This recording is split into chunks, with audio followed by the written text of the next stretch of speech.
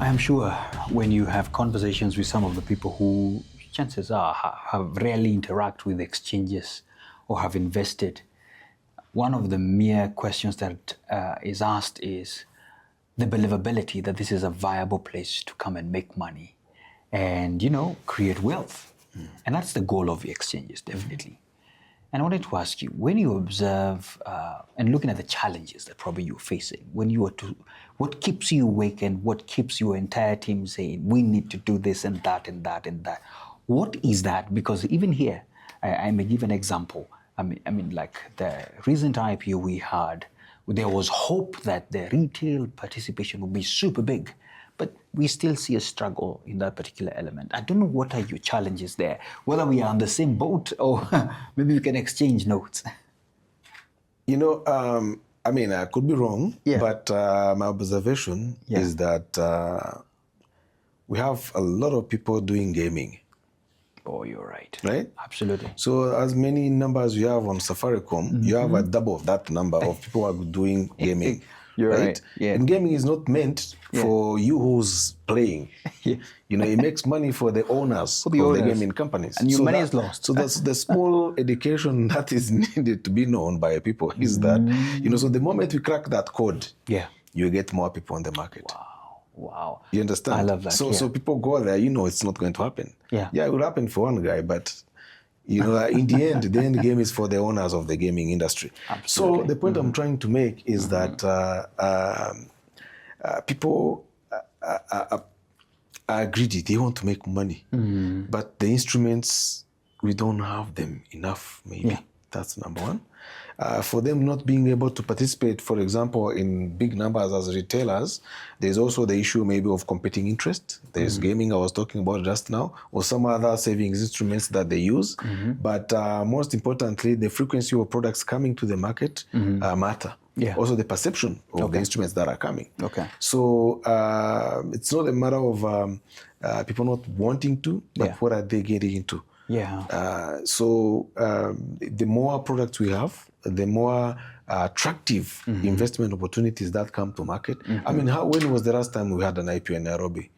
15 years, 17 years ago, right? So 2008, something like that. So that's not, people have moved on to other things. You keep seeing the same counters. Wherever you go, you see a KCB and Equity Bank. You understand? Or Safaricom. You understand? So there's nothing new else coming. So what's going to happen? So are you going to add on to what you have only? Not really. So people get excited when they see an IPO or a new product coming to the market. But when they know they're going to make money, they are coming. You just have to market it the right way, but it has to make sense.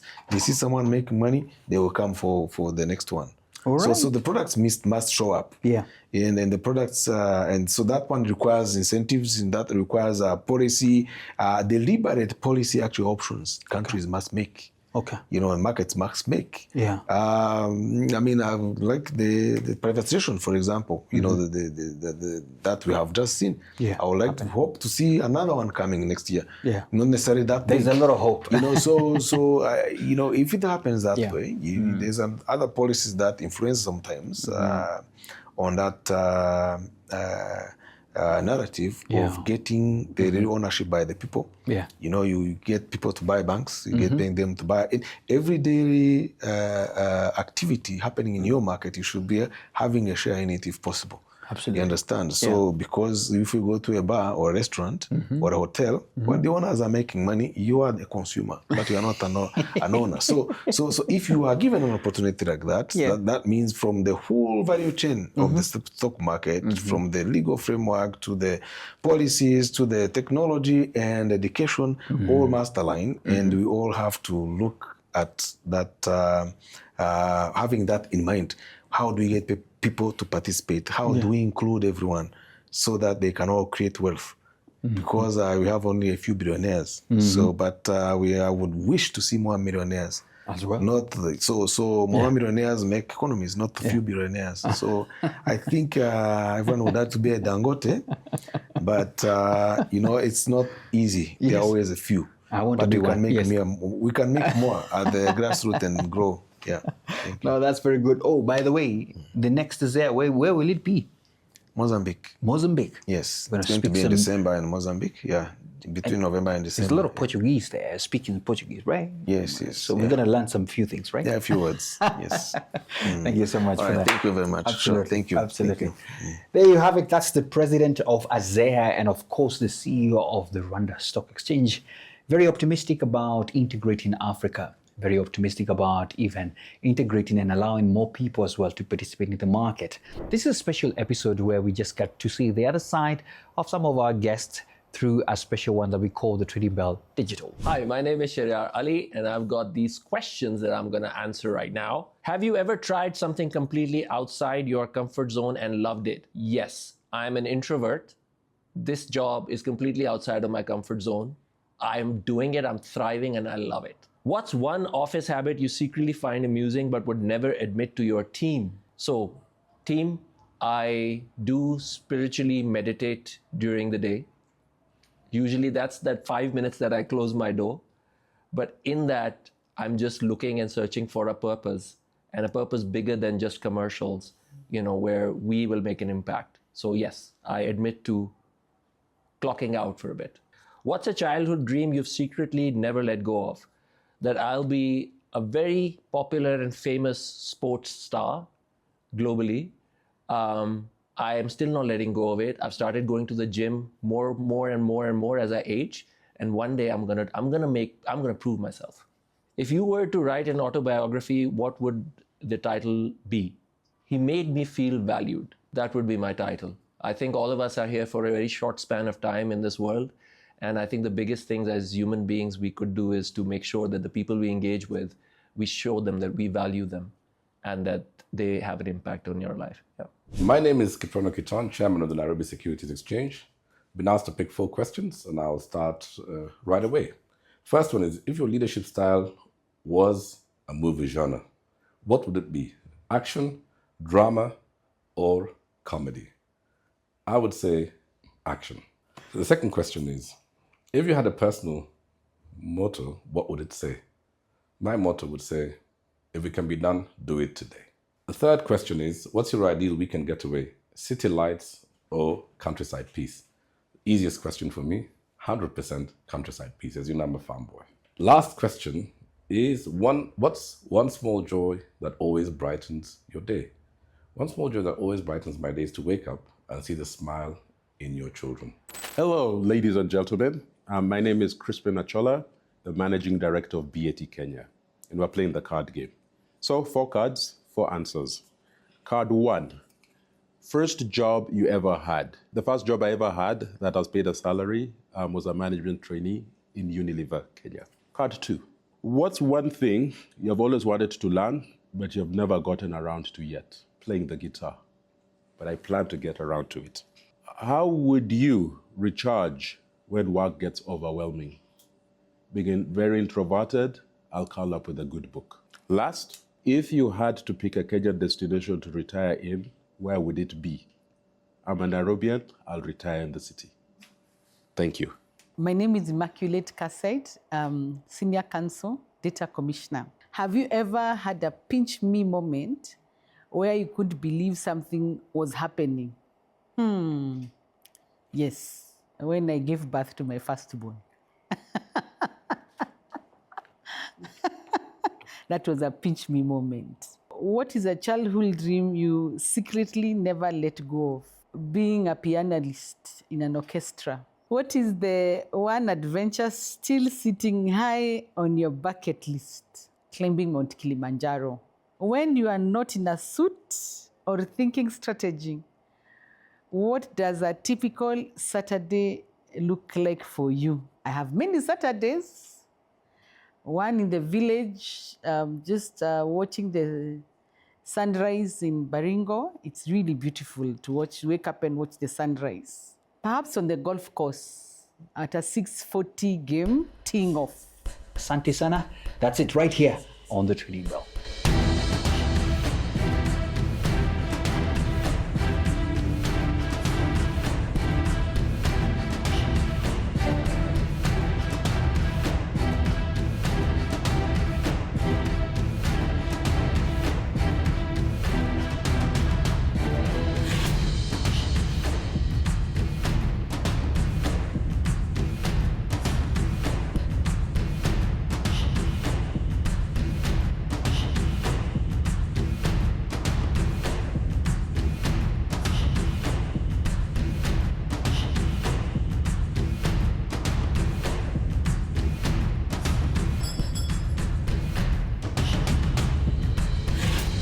Hi and welcome to the Trading Bell. The Chief Executive of the Rwanda Stock Exchange, as well as the President of ASEA, that's the Association of Exchanges in Africa, is right here in Nairobi. And of course, definitely he can't pass by without getting on the Trading Bell.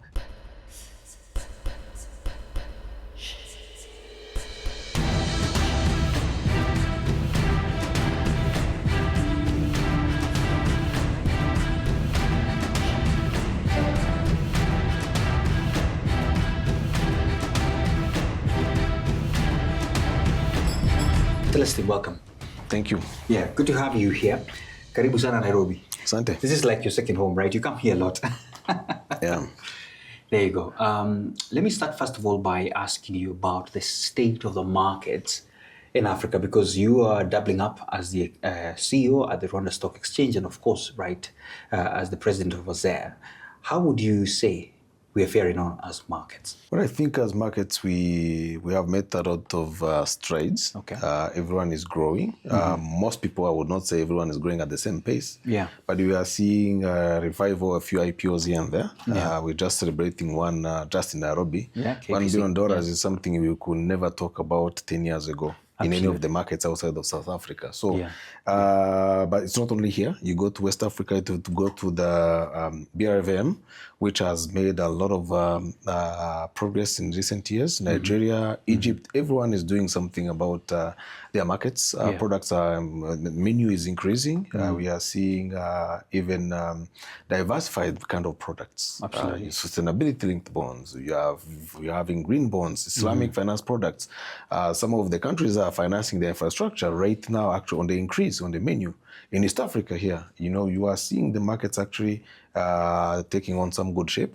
Of course, the savings are yet to come through, following the pace of the economic growth. So we still have a lot to be desired. So on the frameworks and whatever have you, we have made a lot of strides. Okay. And we are aligning more and more as countries and markets. Okay. But there's a lot that needs to be done. All right. And within ASEA as well, I know you have AELP, that's the Africa Exchange Linkage Project. And I know we were just the other day commemorating that we are the launching stages and the likes. Has there been any progress? Are we still integrating African exchanges? Well, yes, we are. First of all, before we go to get to the LP, it's something I like to mention. Yes. The reality is such that we don't have a fully integrated Africa. Okay. That's one thing. But people want to integrate. People are intermarrying. People are doing business across borders, and so on and so forth. So now, within the markets, domestic markets must be aligned. That's the bottom-up approach instead of top-down approach. Yeah. So domestically, everyone is trying to find their bearings, right? Then everyone is trying to do regional blocks. If we're in East Africa, we have ASEA, that is the Securities Exchange Association, and with the regulators on their own also doing some integration matters, harmonizing regulations and their rule books and so on. West Africa, same things happening. BRVM is one market integrated, we know fully in East Africa, but basically it's not, it's a market that is integrated by way of having one platform to unite 8 countries. So that's what happens in the West Africa Francophone. So that's what's happening. But we also have COSE, that is the SADC region. They are also integrating. So then people are putting together their infrastructure so that they link the existing regionally. First of all, you organize your house in your own country, then you go regional, and then we go back now to the LP, which was the point of your question. For the LP, some progress has been made in terms of linking. The original phase 1 has ended. Now we have entered phase 2, which is also at its close. Soon enough, we are going to add on 4 more exchanges on the ELP, which will bring the total number of exchanges on the ELP to 11. So that's going to happen very soon. The process has ended. It's just now a matter of having an official launching time. Technically, things are in order, and there's phase 3, which is planned to also onboard more, but also onboard more players, not only the exchanges, because at the end of the day, the end users are the intermediaries and listing companies and so on. So the progress is there. Okay. We just hope to have more traffic. You know, one thing is to build the road. The other thing is to bring the cars on the road, because the owner of the road is not the one which is going to bring the cars. So the traffic must be there. So that I think there is still a bit of trouble on the traffic, but maybe a lot of people don't know yet there is traffic happening. But there are also some issues on the settlement side. You know, on the cross-border settlement payment systems still have a lot to be desired. We don't have one African currency, the same way they do in India with the same kind of market, the same way they do in China with the same kind of people. So our markets are growing. People are fully aware. We have more new generations who want to join, and more countries want to use the markets to raise money and trade. But again, you know, the harmonization of currencies is still an issue. And some of the regulations are not realigned yet, but those are things that we are working on, different initiatives. Wow, I think that's a very good context of where we are going and where we are headed. I certainly hope one day Africa shall have that one currency or that one way of just mingling together. Let's now turn back to the Rwanda Stock Exchange. And we have some cross listings here. Some of your counters really doing well here. But I wanted to ask you this particular question. What are some of the major initiatives currently being implemented to deepen market participation and broaden investor base in your institution? Well, you know, for Rwanda, you know, we the number one initiative is public education. Okay. You know, you talking about public education, you have to have the content, you have to have the material, and the people to deliver that. And then the second thing you have to do is to have the technology to accompany it. So today, in today's world, you used to talk about print media. Print media is no longer really that much out there. Yeah. You know, so we are using our social networks. Absolutely. You know, the different channels that using digital means. So that's what we are trying to use to educate the general public. That's number one. That's public education. Because an educated people will come after they get the grasp of what they are trying to get into. Remember, we're talking about money. So the money has a lot of competition. So to get people to understand and to embrace the market is requiring a lot of education, public education on both sides of the coin. Actually, I would like to put even 3 sides of the coin. Number one is to look after the demand side. The demand side is the investing public, including the Gen Zs and the people, the young people. Our population, 70% is less than 30. Wow. So that means you have to touch those people using the digital means. The social media and public gatherings. We have a youth forums you organize and so on. Then you go also on the supply side. The supply side means you have to be educating also people who would be the issuers in future. Because you see, at the end of the day, it's one thing to teach people, but if there are no products, what are you going to sell to them? So those people also we need to. We devised strategies to teach them, to educate them about how to use the capital markets, because most people on our continent, Rwanda not being an exception, they don't understand, they don't use the capital markets with the way in other parts of the world they use. You go to Jamaica, it's a different story. You understand? Absolutely. So, the world out there, you go to India, you have thousands and thousands of listings, you know. So, but on our continent, people think of the banks, first of all, or some other ways of getting financing. So now the both coins, side of the coins, that the one of the demand side, supply side, but also the third side of the coin I was talking about is the policymakers also. You understand? Because you see, they have to have the buy-in for the entire population or country. So that's our public education. That's number one. Number two is to strengthen our legal frameworks, to update it, to accommodate also the people will not normally use the markets. You know, we have created sandboxes, for example, to make sure that also there's small and medium enterprises or innovators out there, you know, so that who are coming with technology, they can be able to access the sandbox so that their products can be tested and be distributed eventually if they come through. So apart from that, we just keep doing the improvement of our product offering. Okay. You know, because people have to have what to In buy fact, and I sell. wanted to ask you about that because looking at how young you are and the establishments you've done, and you've told me you have about 10 or so listed companies or so. What are you doing to ensure, because these young people as well are quite diverse. One of the challenges we face here at the Nairobi Securities Exchange is to ensure as many young people as well are participating. But also they want the diversification of products. I don't know how it is on your end as well. Well, on our end, the diversification, we have plain vanilla instruments mainly in our markets, so far equities and bonds. But we have now looked at, we are looking to introduce ETFs, that's exchange traded funds. And REITs, that's our REITs investment trust, and Sharia compliant products, that is Islamic finance, you know, sukuk bonds and things like that we want to introduce. But there's also fractional trading. There are so many things that we're thinking about, but you know, you have to have issuers out there. Absolutely. You know, one thing we've done, we have done really robust legal frameworks, and the technology to accompany that is almost there. 90% is already there.